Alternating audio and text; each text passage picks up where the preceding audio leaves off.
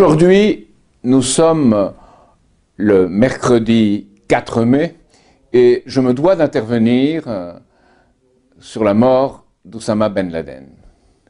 Car nous avons devant nos yeux un montage de La plus belle eau, un extraordinaire montage où l'on se moque littéralement du monde entier, plus encore que ne le fait l'exhibition du mariage du prince William et de Cathy Middleton. Il s'agit de quelque chose de beaucoup plus grave, mais le dénominateur commun, c'est le montage. Alors, j'interviens parce que je viens de lire dans Le Monde de ce jour, du 3 mai, les choses suivantes, et je le lis. Barack Obama doit savourer ce moment. À bon droit, le président américain a gagné en stature. Il a annoncé la nouvelle avec élégance, rendant hommage à ses prédécesseurs et aux forces armées. Discours sobre, dépourvu de tout triomphalisme ou emphase, rien du ridicule mission accomplie, lancé par son prédécesseur, George W. Bush, accoutré en pilote de guerre, pour proclamer en 2003, du pont d'un porte-avions, la victoire américaine en Irak. La classe, d'un côté, de l'autre, un numéro de machisme déplacé pour mauvais scénario de BD. Dans tous les cas, M. Obama en ressort grandi. Eh bien non, M. Obama n'en ressort pas du tout grandi. En tout cas, si l'on examine la pièce qui a été filmée dans la Maison-Blanche, où il est avec tous les principaux dirigeants américains, avec Hillary Clinton, le vice-président Biden, les principaux dirigeants militaires, en train d'examiner en temps réel les 40 minutes dans lesquelles interviennent les Navy SEAL dans la résidence de Ben Laden à Abbottabad. Si l'on voit ça, on voit un président Obama tout petit, là, comme un enfant assistant à quelque chose qui est presque un jeu vidéo. Alors regardons de plus près toute cette affaire. D'abord, on s'interroge, et les principaux juristes internationaux s'interrogent, sur la légalité de l'opération.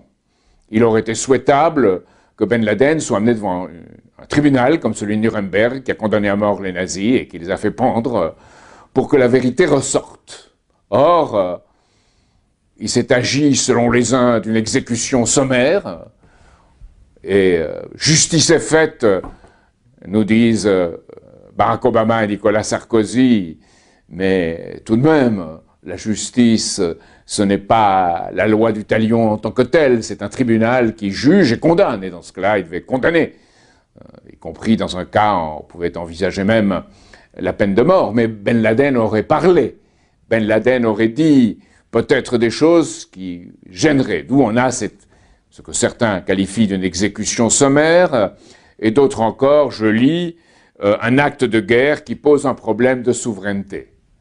Donc, on a un homme qui est tué après une attaque que l'on dit visait la capture de Ben Laden vivant. John Brennan, le conseiller de Barack Obama au contre-terrorisme, a déclaré, et je lis, la mission consistait à capturer Ben Laden. Si on avait pu le prendre vivant, on l'aurait fait. Eh bien, c'est faux. Les militaires, même américains, pensent que quand on déploie les Navy SEAL, qui est spécialisé dans les liquidations ciblées, on ne cherche pas à prendre quelqu'un vivant.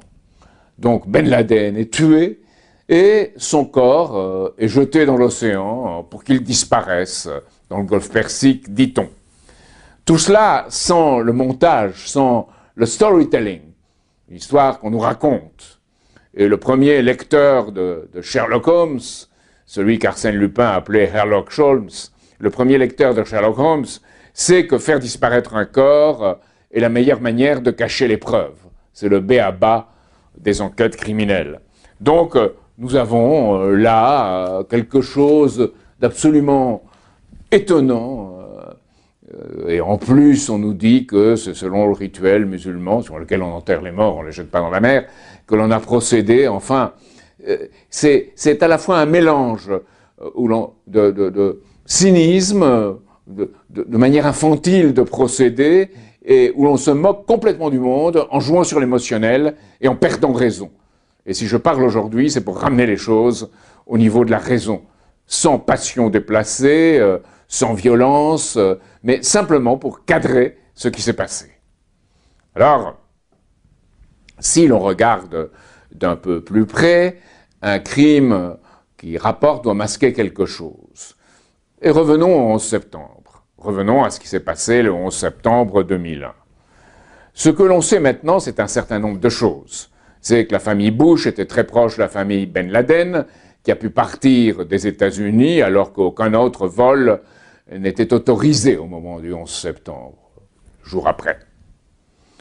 On sait aussi maintenant que deux des pirates de l'air, dont j'ai ici les noms, Nawaz al-Azmi et Khalid al-Mihdar, se trouvaient en Californie et qu'ils ont été alimentés en argent par de l'argent provenant du prince Bandar, qui était l'ambassadeur d'Arabie Saoudite aux États-Unis, à travers deux agents des services saoudiens, Osama Basnan et Omar al-Bayoumi, qui résidaient dans un logement d'un informateur du FBI. Donc toutes ces choses sont extrêmement troublantes tout de même. Et le FBI a refusé au Sénat américain la possibilité d'enquêter sur son informateur. On creuse encore les choses et l'on s'aperçoit que toute une partie du montage du 11 septembre ne tient pas. Une quasi-majorité du peuple américain le pense comme moi aujourd'hui. Ce n'est qu'en Europe où on nous dit de nous taire si on remet en cause cette chose. Ce que l'on peut voir, et je n'en citerai qu'une, c'est l'acier qui était dans les Twin Towers, dans les deux tours. Cet acier ne pouvait fondre qu'à 1500 degrés. Or, l'impact des avions, la nature de la fumée, la nature des flammes rouges, révèle une température d'environ 650 degrés. Comment de l'acier ignifugé, de l'acier qui était protégé par de l'amiante, d'où les maladies qui ont atteint un certain nombre de personnes, alors que parmi les sauveteurs, comment cette chose aurait-elle pu fondre de cette façon et les tours tomber comme elles sont tombées? C'est littéralement impossible, c'est un montage, c'est un mensonge. Et maintenant, voilà qu'on fait disparaître Ben Laden aujourd'hui. On fait disparaître un Ben Laden dont on sait qu'il était au Pakistan et qui résidait là où il résidait depuis le mois d'août. Donc depuis le mois d'août, on y réfléchit, on organise les choses, on les prépare pour qu'elles aient lieu aujourd'hui. Alors, la question qui doit se poser, c'est pourquoi aujourd'hui? Pourquoi a-t-on organisé cette chose aujourd'hui? Et il y a un certain nombre de points. Il faut redorer le blason de Barack Obama. Barack Obama est très impopulaire, contrairement à ce qu'on affirme en Europe. Les gens pensent qu'il a renfloué les banques et il a trahi son électorat. Il a renfloué les banques et trahi le peuple qui l'avait élu. Alors, il fait des compromis avec les républicains du Congrès. Eux veulent des économies en une période plus ou moins longue. Obama, c'est plus long encore. Mais il y a une limite des dépenses de 4 000 milliards de la part d'Obama en 10 ans, en 12 ans. 4 000 milliards. Donc, une coupe dans les dépenses sociales. Il y a des coupes draconiennes dans les dépenses sociales, des coupes claires. Et cela, en Europe, on ne voit pas la popularité qui en résulte. Il y a partout une révolte des enseignants, une révolte des pompiers, des policiers, de tout ce qui... Tous les États américains sont littéralement en faillite. Barack Obama est impopulaire. Voilà qui redore son blason, au regard des intérêts qui le manipulent. Et vous avez vu le petit garçon sur la photo qui se demande un peu dans quoi il est embarqué, je pense. Ensuite, il y a une autre chose, c'est qu'aux yeux, au su de tout le monde, aux yeux de tout le monde, Tim Geithner, le secrétaire au Trésor, a dit voilà, il y a une loi Dodd-Frank qui contrôle certaines choses dans le domaine financier, mais je déclare qu'elle ne contrôlera pas les marchés d'échange. Les chambres de compensation dans les marchés d'échange ne sont pas contrôlées.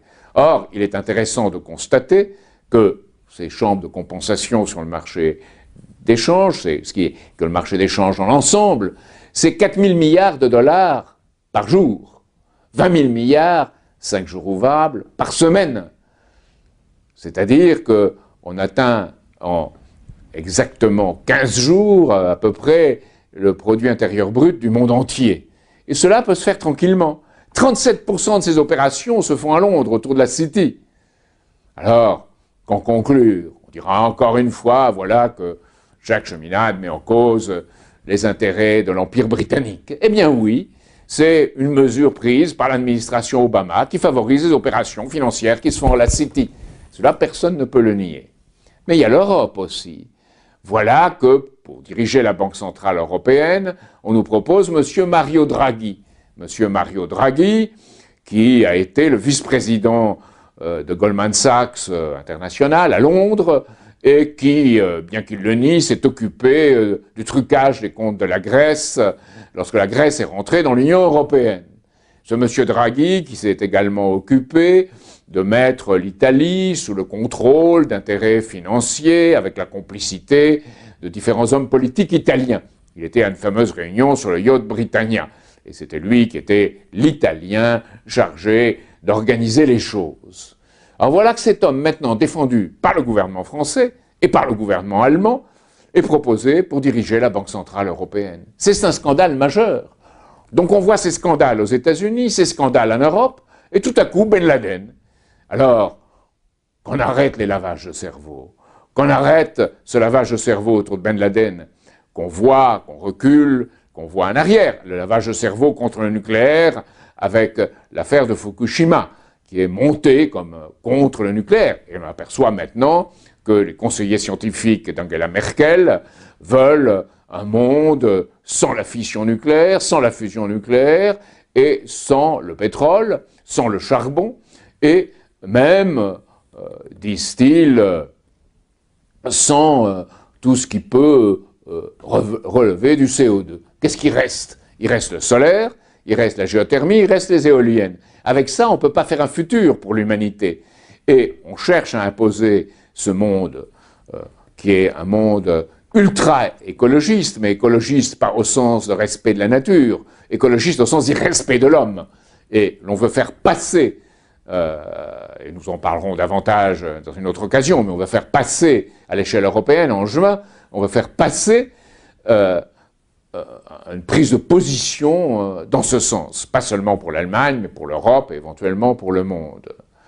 Et c'est quelque chose qui aboutirait à une politique de dépopulation. On ne peut pas entretenir une population future avec la géothermie, avec le solaire et avec les éoliennes.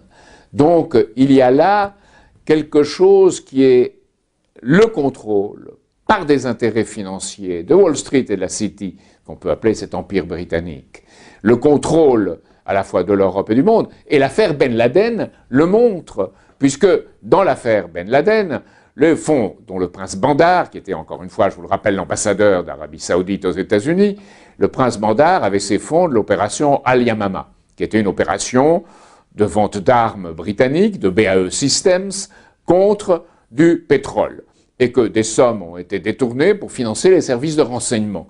Eh bien, vous avez là, et c'est aucunement une théorie de conspiration, c'est des faits. Ce sont des faits qui sont corroborés par la réalité. Donc, vous avez ces choses que l'on vise à nous cacher par ces entreprises successives de lavage de cerveau sur Ben Laden, sur Fukushima, et puis la promotion en France de Marine Le Pen en disant qu'il n'y aurait place que pour un Sarkozy qui sert ses intérêts financiers et un parti socialiste devenu écolo qui servirait ses mêmes intérêts financiers. Et en disant que toute autre chose favoriserait Marine Le Pen. Ces lavages de cerveau successifs sont inadmissibles. Et c'est pour ramener les choses à la raison que aujourd'hui je suis intervenu.